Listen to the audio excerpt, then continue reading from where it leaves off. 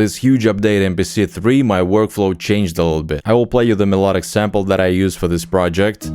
This is a very fine tune. But I decided not to start with the first most obvious idea, which is the beginning of the track. I decided to move forward, and then we have this very major, hard-hitting, classic hip-hop sound.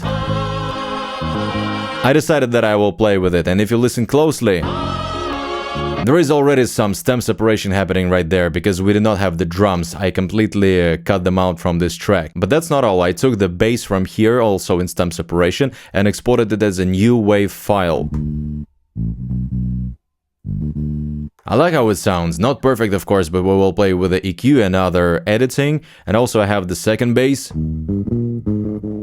for another part of a melody. Of course, when you chop your sample up into different slices, you press Shift, Convert, new drum, no, not drum track, this is the new beta 2 update, I'm not touching upon this right now. New drum track using slices and not pad parameters, but non-destructive slice, this is my favorite setting. After you export the sliced track, it appears right here on track 1, sample chorus, or you can call it whatever you want, but let's say that it's sample or just melodic sample. You know that MPC Live 2 is my most favorite MPC right there. Not MPC X SE, not something else. Live 2 is a truly standalone device. You are not attached to the wires. You can just take it anywhere with you. There is a sound bar. There is the battery right there. However, my biggest problem with MPC Live 2 and MPC Live Mark 1 was the absence of the Program Edit button. And if you have MPC Live 2, you know what I'm saying, because Program Edit is the menu which I used. If there is some statistics, I think Program Edit is the menu that I use most often. And for some reason, there is plus and minus, which I very rarely use. There is next sequence, which I touch it and I feel that it's brand new. Like, why do we need next sequence button so much, dedicated button? We have a lot of buttons right here that we can replace with some, labels on the screen.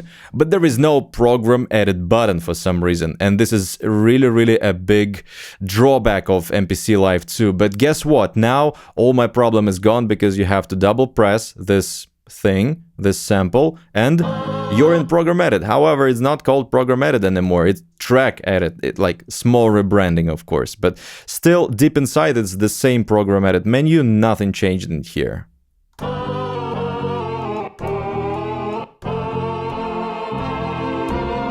We can start recording the melody, but before we record the melody, I want to record the drums to feel the groove, more obviously. I have this drum break chopped already. And if you look closely at the sample or track edit, like, this is the drum break that I sliced, but actually this is a different one. And I combined them. Make sure that it's on poly, because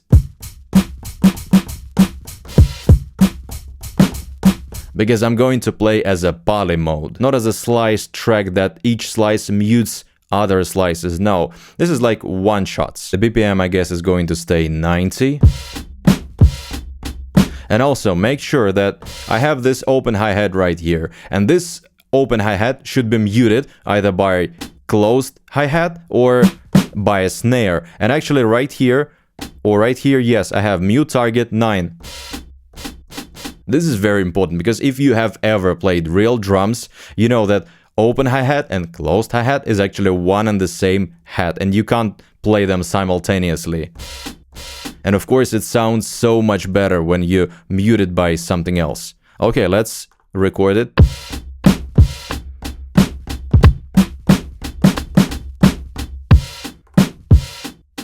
Yes, it looks perfectly fine. And you may laugh at it, but believe it or not, my so far most favorite new feature of MPC 3 big update is not an arranger mode, is not something else. This is actually Shift Select All function. Saved me so much time already, because I can do it like this and it instantly makes it more beautiful, instead of doing this thing all the time or cutting something, because how would I usually cut it? I would do it like this, Shift Cut. Copy, I would do it like this, copy and then paste. Now you can just do Select All, Cut. It's very simple, very quick, and I really appreciate this new function. Now that we have our drums, we can return to track 1 and start recording the melody.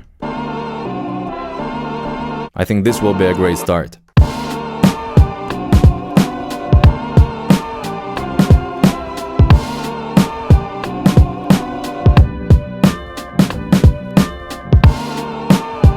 Nice. Of course, I want to apply some effects to this. And if you go to mix, track mix, you see that this whole mix menu was redesigned absolutely. If you go to effects section, you see that there is EQ happening. And if you go to low cut, I cut the low frequencies out. Because remember, I separated the bass with the stem separation, and I want to treat my melody as a melody in terms of effects, and bass as bass. I want to make it punchier. I want to make it just without these high frequencies, and this I want to treat separately. One of my favorite effects is stereo width, because without, it's all over the place. Listen with.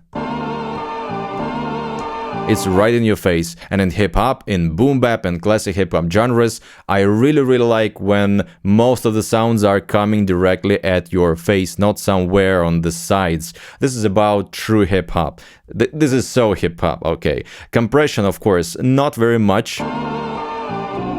You see about 3-4 decibels reduction and some parallel compression, so it's not 100% to make it breathe.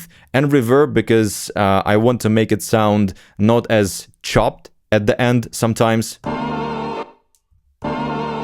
So I want to make it play a bit longer. I already mentioned that I separated the bass, and I think now it's the time to actually record it.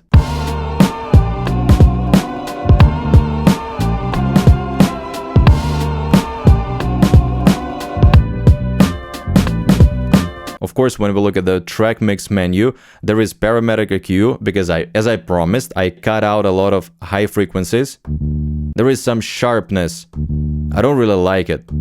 That sounds much better. And of course, I boosted these low frequencies to make it stand out more. Stereo width again, because, you know, I really like that sound. And bass, oh my god, bass in hip-hop should be straight mono. So in this case, it's not 55 or 50, it's just 0. And of course, a compressor, because how can we write a track without good compression? Again, this is very slightly, about 3-4 decibels reduction, and of course not 100% to let it breathe more. Attack, I went for the faster attack because I want to make those transients softer, because this is bass. Move to the next sequence. This would be chorus. In that case, I just copy sequence 10, and I would say chorus cut. Why cut? Because I want to try and do something. Actually, I will just re-record everything because it's easier for me.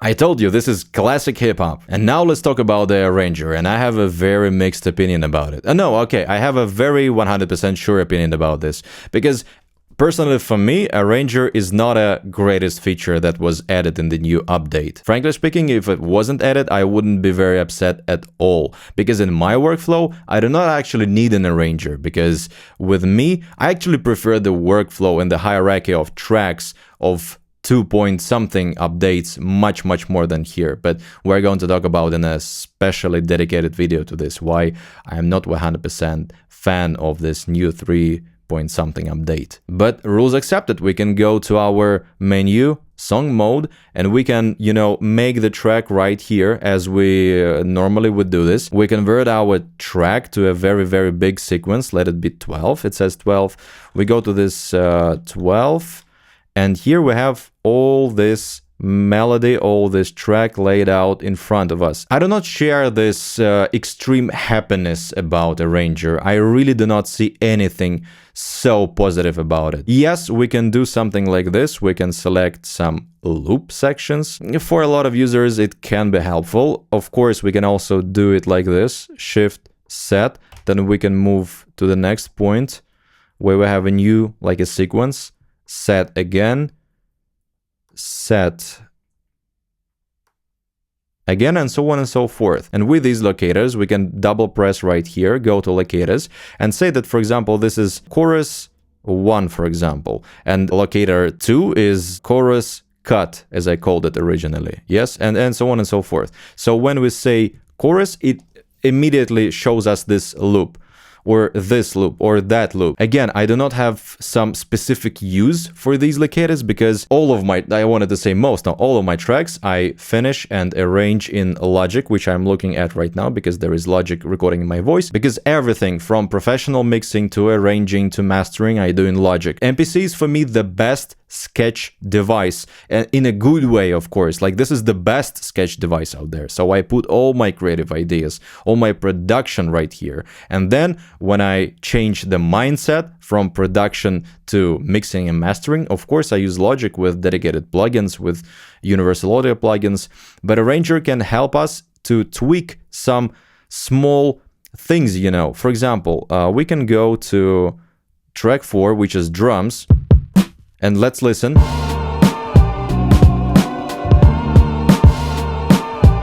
Okay, for example, I want this open head to play 2 times in the beginning, so I select this tool, transpose. I can do the same trick with the next open hi-hat to make it here. Or for example, I want to skip some of the kicks entirely. It's doable from here, but come on, it's not a new feature, it's just maybe more convenient. I'm not sure about that even. And you can also do it like this. Right now, I will clear this track from any notes and I will play the whole project in a live mode.